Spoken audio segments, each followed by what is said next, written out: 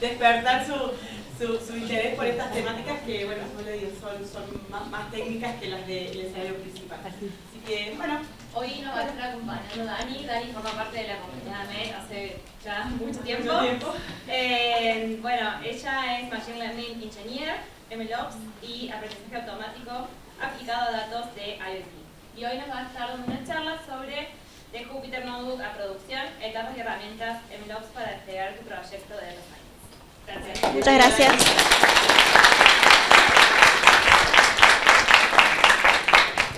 Bueno, muchas gracias chicas por la invitación y todo, así que bueno, arrancamos. Bueno, mi nombre es Daniela Bosch, yo trabajo como desarrolladora en Syntelink, trabajo haciendo MLOps también. Y bueno, estudié en FAMAF, analista en ciencia de datos, en ciencia de computación, y hice una diplomatura en ciencia de datos en FAMAF también. Y bueno, arrancamos con una pregunta. Uy, ¿qué pasó?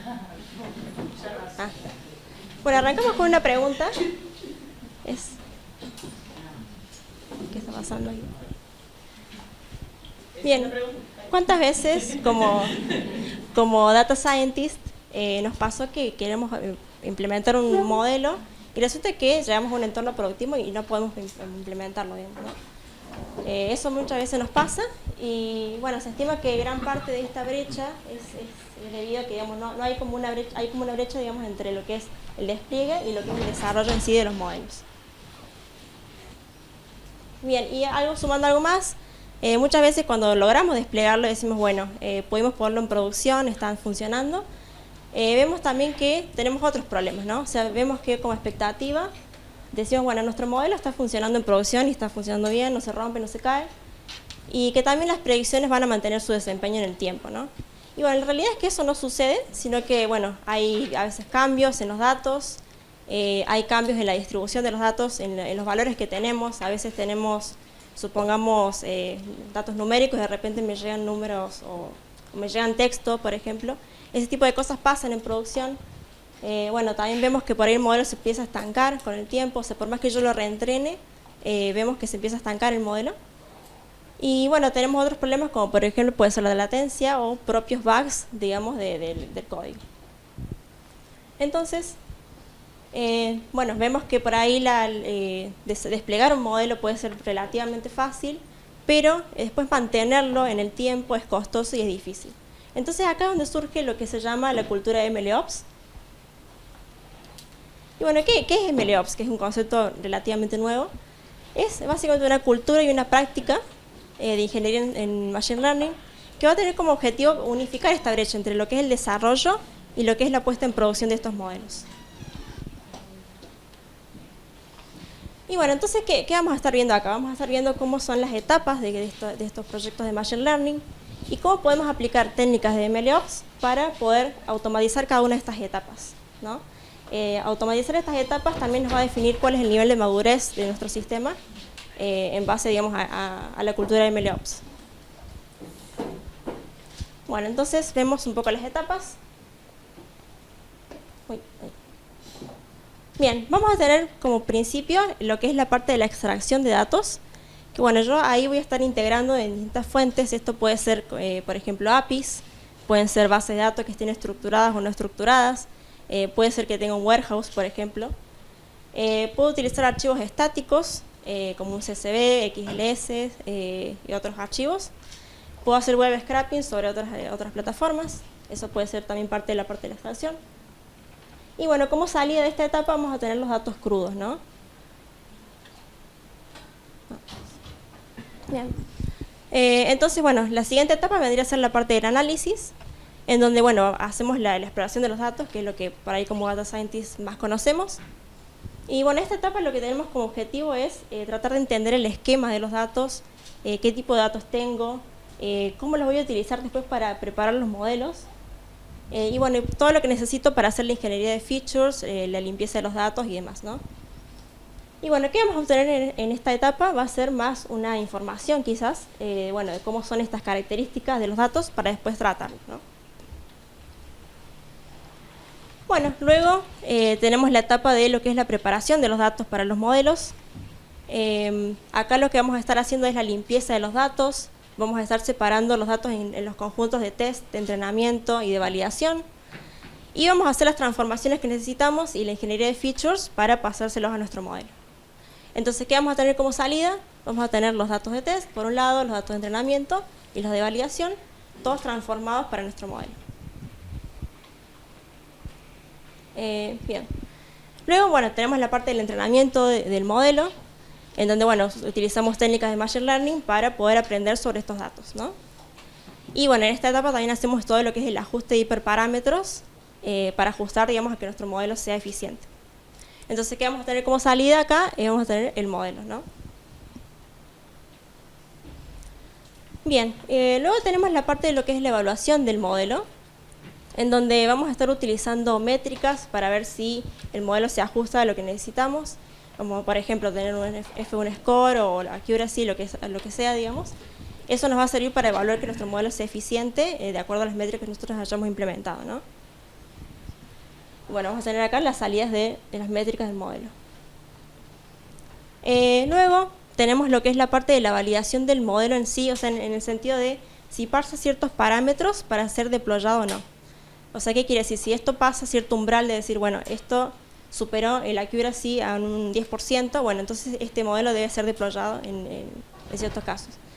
Y puede también decidir si en esta etapa el modelo se queda y decimos, bueno, no, quizás debemos reentrenarlo y no debemos pasarlo a producción.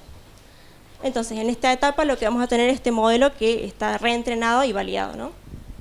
Quizás para una primera instancia tenemos como un baseline en donde definimos cuál va a ser esta medida inicial, digamos, que luego va a ser mejorada con el tiempo en las iteraciones. Pero inicialmente tenemos un modelo validado. Bueno, después tenemos lo que es la parte del servicio del modelo, o sea, de servir este modelo que acabamos de desarrollar y de implementar. Y lo vamos a estar deployando en distintos lugares que pueden ser, por ejemplo, en una API, puede ser una API REST, que puede ser para hacer las predicciones en el momento. O sea, por ejemplo, tenemos una API que me dice, bueno, yo le paso cierto input y me devuelve un resultado, una predicción, ¿no? Podemos tener quizás un modelo incrustado en un dispositivo, si estoy usando algún dispositivo móvil, si estoy usando algún dispositivo IoT. También es posible utilizar los modelos en estos dispositivos. Y también puede ser que el modelo en realidad sea parte de un sistema de predicción completo en batch, ¿no? Supongamos que estoy haciendo una predicción, o sea, estoy generando datos que me sirven como predicción de otras características. Bueno, puede ser parte de todo este sistema, ¿no? No necesariamente online. Entonces, bueno, ¿qué vamos a tener como salida? Vamos a tener la API, o el modelo incrustado, o el sistema en batch. Y bien, y como última etapa, en estas etapas del proyecto de Machine Learning inicial, vamos a tener la parte del monitoreo, que muchas veces no se da, o sea, se da muy manualmente generalmente. Y es toda la parte de la observación, ¿no? O sea, yo quizás voy a estar logueando métricas o viendo, observando, y las voy a estar mirando manualmente para ver si durante las predicciones en producción están funcionando correctamente. Entonces acá puedo tener muchas salidas, puedo tener dashboards con estas métricas, puedo tener logs, puedo tener incluso alertas si lo tengo integrado con algún sistema, puedo tener triggers incluso también para poder reentrenar estos modelos. Eso va a depender también de todo el sistema que hayamos implementado. Y bueno, entonces acá es donde entra la parte de MLOps en sí, que es la parte de automatizar cada una de estas etapas, ¿no? Porque todo lo que hicimos recién, todo fue manual, o quizás es un despliegue quizás inicial, pero después mantenerlo, bueno, necesitamos algunas herramientas. Entonces, bueno, ¿qué nos va a decir el nivel de automatización? Nos va a definir cuál es el nivel de madurez de nuestro sistema de Machine Learning. Y Google propone 3 niveles, que son, bueno, el nivel 0, que es el proceso más manual, o sea, ponemos en producción nuestros modelos, pero toda la parte de entrenamiento y demás es todo manual. Tenemos una parte de un nivel 2, un nivel 1, que es la automatización del pipeline de Machine Learning, y un nivel 2 que ya está más ligado a lo que es la parte de DevOps. Si alguien trabaja quizás en DevOps sabe lo que es Continuous Integration and Continuous Delivery. Bueno, ahí estaríamos aplicando más la parte de DevOps. Bien, entonces arrancamos con un nivel 0, ¿no? Porque no deberíamos quizás arrancar con todo, poniendo en producción todo nuestro modelo, sin por ahí empezar desde la base, ¿no? Porque por ahí uno tiende como en un principio a hacer todo y en realidad es bastante. Entonces, como recomendación, como nivel inicial, lo que hacemos es, por un lado, poner nuestro modelo en producción, o sea, tenemos la etapa de servicio de modelo, tenemos el registro donde está guardado nuestro modelo y nuestra parte de predicción, ¿no? Que es la API o el modelo incrustado. Tenemos la parte de la preparación, que toda esta parte es manual, y los datos que se obtienen de forma offline, ¿no? Vamos a ver que esta etapa, lo que es la experimentación, que hacemos quizás en una notebook Jupyter o Colab, lo que sea, la hacemos siempre manualmente, ¿no? Toda esta etapa se mantiene manual y bueno, se ejecutan en lo que son notebooks. Luego tenemos que en esta etapa la división entre lo que es el entrenamiento de los modelos y la preparación y demás está muy separado de lo que son las operaciones de Machine Learning, ¿no? Vemos clara esa separación cuando vemos toda esta parte manual y esta parte que es automatizada. Luego, bueno, vemos que bueno, hacemos un lanzamiento de todo lo que es nuestro modelo y lo que sería nuestro servicio en esta etapa. Y ese sería como nuestro pipeline hoy en día, digamos, para el nivel 0, ¿no? Bueno, ¿y qué nos queda, digamos? ¿Cuáles son los problemas que tenemos con en esta primera etapa, que para un inicio, digamos, está bien? Bueno, tenemos poca iteración de los modelos. Vamos a ver que los modelos no van a cambiar con frecuencia. No tenemos continuous iteration, bueno, y continuous delivery tampoco, debido a esto, ya que no hacemos muchos cambios. Entonces, no necesitamos hacer toda esta interacción, digamos. Y bueno, por ahí no tenemos un monitoreo activo de lo que son la performance de los modelos, ¿no? Eso se encuentra, digamos, en el nivel 0. Entonces vemos que por ahí estos procesos, bueno, van a ser suficientes para lo que es una inicial, digamos, una etapa inicial, pero, digamos, vamos a ver que estos modelos, como vimos en el principio, se van a ir degradando con el tiempo y se va a empezar a ralentizar todos los procesos, ¿no? O sea, cada vez que queremos hacer un entrenamiento de un nuevo modelo, es una etapa, digamos, larga, y para agilizar esa parte, digamos, empieza, digamos, a hacer falta un nivel quizás 1 o 2. Entonces acá entramos con un nivel 1, donde ya automatizamos todo el proceso de Machine Learning, ¿no? Van a ver que se encuentran algunas etapas extra. Vamos a ver que la parte de experimentación todavía es manual, digamos, pero yo ya empiezo a tener separados algunas cosas, empiezo a tener algunas similitudes con lo que es producción. Ya tengo un servicio de modelo ya un poquito más automatizado. Tengo algunas bases que me sirven como para agilizar ese proceso de experimentación. Tengo ya un monitoreo más activo. Y lo que hablábamos hoy de este monitoreo activo, que puede haber triggers que generan esta predicción automática. Bien, entonces, ¿qué es cada etapa, no? Vamos a ver que en el entrenamiento ahora vamos a separar bien el código. O sea, cuando por ahí estamos desarrollando, algo que nos sucede es que, bueno, empezamos a explorar y empezamos a tocar código por todos lados y es un lío, digamos. Lo que hacemos acá es como ya tratar de separar en etapas y que sea lo más parecido a producción. Entonces, por eso vamos a tener esa etapa de validación de los datos, de la preparación, el entrenamiento del modelo, la evaluación y la validación del modelo. Todo eso separado en etapas para que eso después pueda ser productivo mucho más fácil. Bueno, vamos a ver también en relación a esto que tenemos como una simetría entre ambos entornos, en lo que es el desarrollo y la experimentación y lo que es el entorno productivo, ¿no? Vamos a ver que tenemos duplicado la validación de los datos, la preparación y demás, y todo eso separado en etapas, ¿no?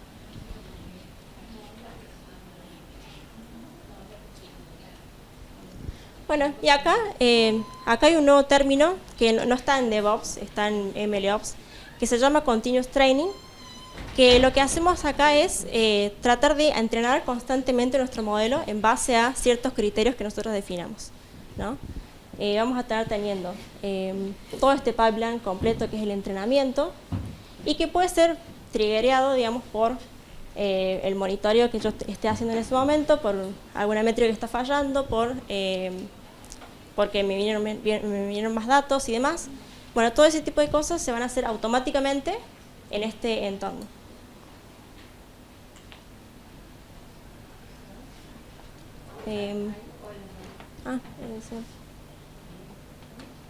Acá, eso, sí. Bien, y también vamos a tener lo que se llama un continuous delivery, pero de los modelos, ¿no? No entramos en continuous delivery de lo que es el código.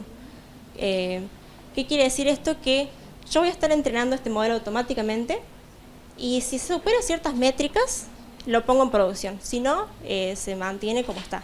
Entonces, esto nos permite como entrenar y no estar como mirando ese modelo, sino que ciertas métricas, bueno, se deploya y si no, no.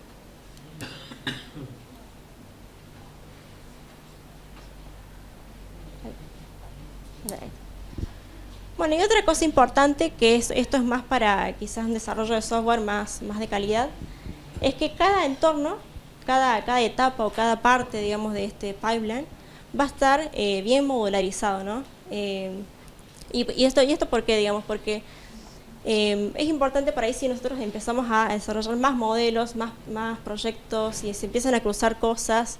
Esto quizás puede ser un solo sistema de predicción, pero podrían ser varios. Entonces ahí ya empezamos a pensar en reutilizar código, ¿no? Eso es muy importante. Vamos a estar utilizando quizás contenedores, Docker, por ejemplo. Esto nos permite aislarnos de lo que es nuestro servidor, por ejemplo, nuestro entorno. Y nos permite hacer el despliegue mucho más fácil en cualquier lugar, ¿no?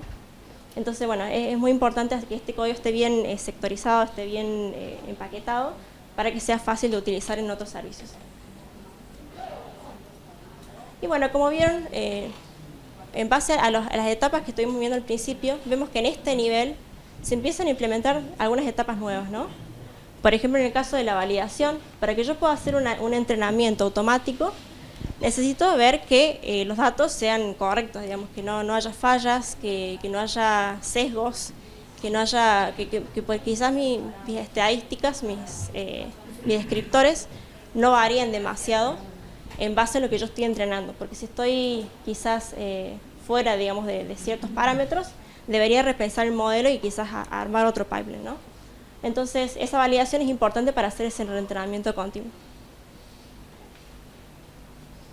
Y tenemos otra etapa que es la parte de la validación del modelo, en donde vamos a estar revisando que el modelo se adecue, digamos, al entorno que nosotros lo definimos, ¿no? Esto podrían ser incluso políticas de los modelos, todo lo que tenga que ver, digamos, con si lo tengo que desplegar o no, ¿no? Que es lo que hablábamos recién, ¿no? Si tenemos un despliegue automático, debemos validar que ese modelo realmente sea el correcto. Y bueno, y esta validación, bueno, puede hacerse de varias formas, ¿no? Como recién decíamos, con el tema de las métricas, si esas métricas superan cierto umbral, eso es una validación offline, eso se hace, digamos, durante el pipeline. Y después también tenemos como versión opcional es la validación online, online de los modelos, que son los testing de usuarios, digamos, básicamente, o canary test en algunos casos, depende de qué esté implementando. Y eso también me va a servir como feedback de si mi modelo está funcionando, ¿no? Porque a veces uno obtiene métricas que están muy buenas, se dan una accuracy gigante, pero quizás no sirven para el negocio. Entonces, ese tipo de comparaciones están buenas también. Luego vamos a tener una etapa adicional que es el Feature Store, en donde acá ya tenemos los datos que vamos a utilizar para entrenamiento, pero mucho más quizás curados o tenemos datos más relevantes para el entrenamiento del modelo y hace que sea más fácil toda la parte de experimentación y del continuous training, ¿no?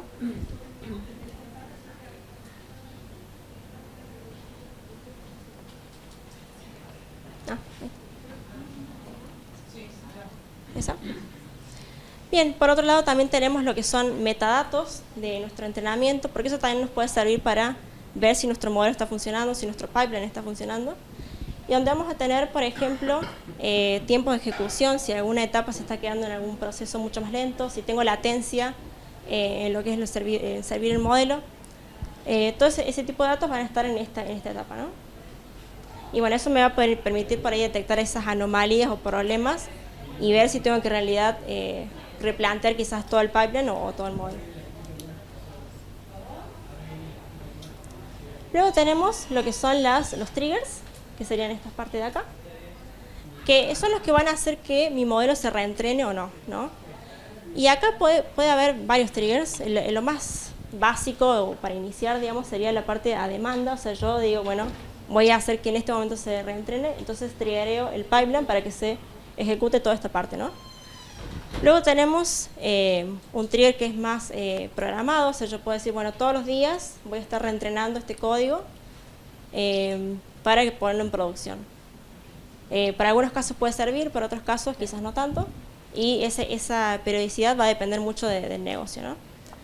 Puede ser que también tenga un trigger por la disponibilidad de nuevos datos. Si tengo datos más nuevos, más recientes o datos quizás no son tan frecuentes, bueno, quizás puede ser una buena opción utilizar la disponibilidad de los datos para reentrenar el pipeline completo. Luego también puede ser por una degradación del modelo. Podemos utilizar algunas métricas como, bueno, en toda esta predicción tenemos cierto accuracy, que eso va disminuyendo con el tiempo, y cuando pasa cierto umbral, bueno, acá es donde yo tengo que volver a reentrenar este modelo para que pueda ser más eficiente, ¿no? Y bueno, también puede ser por cambios en la distribución de los datos. Puede ser que yo esté observando las estadísticas de nuestros datos y diga, bueno, quizás conviene volver a entrenar porque los datos no se están aproximando a lo que yo entrené originalmente. Bueno, entonces en esta etapa no tenemos muchos pipelines y estos no se van a reentrenar con frecuencia, no se actualizan con frecuencia, esto a nivel código, ¿no?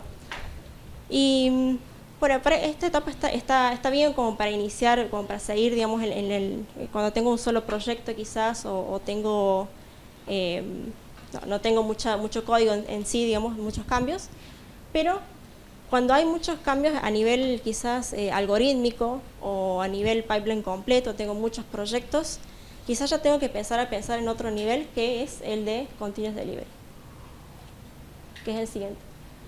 Que no se diferencia mucho del anterior, sino que agregamos un par de etapas más que van a ser lo que es el CI sobre el código y el CD el deployment del pipeline completo, ¿no?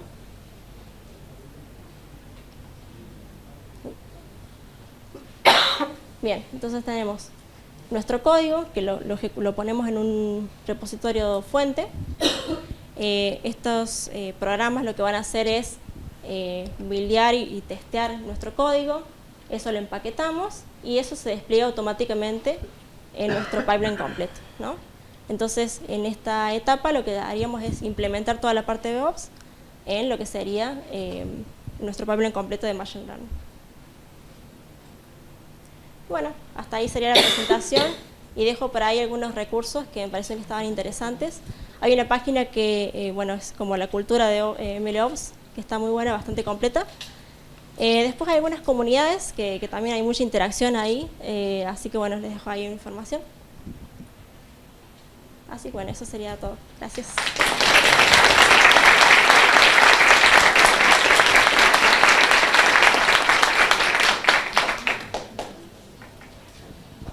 Bueno. Creo que el micrófono ese no funciona. El micrófono no funciona. ¿Cómo? El micrófono que usas no funciona, me parece. Les cuento, en realidad es por una cuestión de grabación, porque esto se está grabando y es para que el audio ingrese mejor de la disertante. Ustedes no lo escuchan como en voz alta, pero para la grabación sí funciona.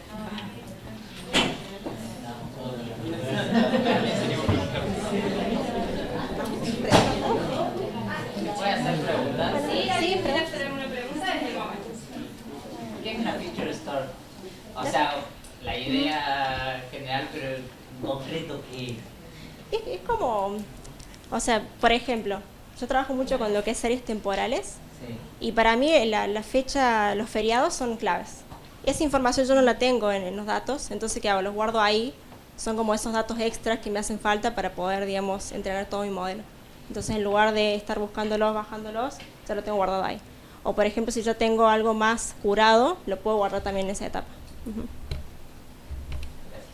Después, a nivel de equipo, cuando uno intenta implementar estas cosas, es como que hay que hacer un cambio de cultura Sí. re grande Y además lo que me pasó a mí es que buscando herramientas como te ahogás, porque Sí. no tenés que usar 50.000 cosas, aprender a usar cada una Sí. y a integrarlo en la cultura del equipo. ¿Vos cómo recomendás? Claro. Sí, por ahí sí, hay un montón de mapas gigantes de MLOps que dan dando vuelta. Yo por ahí lo que recomiendo es algunas herramientas clave, que son por ejemplo MLflow, que nos va a servir para lo que es esta parte del model registry, lo que es el model serving. Toda esa parte de MLflow lo cubre. Después, bueno, Docker es como para poder automatizar cada una de estas partes, para poder, digamos, containerizar todas estas partes. Docker es como clave. Y bueno, después APIs de Python, o sea, va dependiendo. Y depende también si queremos hacer algo que sea open source o queremos utilizar alguna empresa, digamos, queremos contratar quizás un servicio de AWS, bueno, también es una opción. Pero, digamos, en equipo, lo importante quizás de la cultura es tratar de hacer que se siga por ahí ciertos patrones, ¿no? Que primero que se trabaje con el código, que se haga en un equipo, digamos, de desarrollo, y que se pueda trabajar como en etapas, ¿no? Eso es importante también, que se pueda, digamos, separar cada una de las etapas para que cada equipo pueda, digamos, cada persona del equipo pueda trabajarlo individualmente. Eso también me parece que es una buena recomendación. Yo tengo una pregunta. ¿Sí? Hablaste de modularización, digamos, y llega un punto en que en un contenedor no te llega a entrar todo lo que tenés que hacer, sino que empezás a dividir entre contenedores. Sí. Y yo como no trabajo en esto, digamos, tengo la duda de que ¿cuál es la herramienta predilecta, por así decir, que usan en la industria? Digo, si se guían por AWS y usan Docker Compose o cosas así para vincular entre la comunicación entre contenedores. Sí, por ahí lo que usamos, bueno, mucho para las etapas, cada una de las etapas, utilizamos Airflow. Airflow por ahí me va a servir para como triggerear la otra etapa, eso se usa bastante. También puede ser Kafka, si es algo como streaming. Eso me va a servir mucho para lo que es la proyección, o sea, para triggerear una etapa a otra, ¿no? Eso se usa bastante. Sí, más que nada eso. Kubernetes sí, para lo que es orquestación de todo, sí. En mi caso yo uso Docker con Docker Swarm, que sería como la competencia, pero sí se usa bastante de Kubernetes. Sí. Hola, ¿cómo estás? Vale. ¿Cómo manejan los problemas de calidad de los datos para que el modelo no se te entrene con datos que te va a romper todo? Claro, ahí es donde entra esta etapa, ¿no? De la validación de los datos. Ahí es donde hay que ponerle mucha pila para que no te entren cosas raras, porque sí, siempre pasa que entra algo raro y se rompe y bueno, hay que volver a hacer todo. Y por ejemplo, si te rompen no sé, se me ocurre que se te rompen el esquema de una tabla o te borran una columna o algo de eso. Claro, ahí debería validar esa parte. Y en ese caso, cuando pasa eso, lo que hay que hacer es o detener el pipeline completo y lanzar alertas, ¿no? Eso es lo que se hace. Sí. ¿Y eso lo hacen con alguna herramienta? Nosotros usamos, por ejemplo, Graylog, que, o sea, ahí logueamos y cuando hay ciertos parámetros en esos logs, bueno, se mandan alertas donde, bueno, el equipo lo revisa y, bueno, ahí se hacen los despliegues.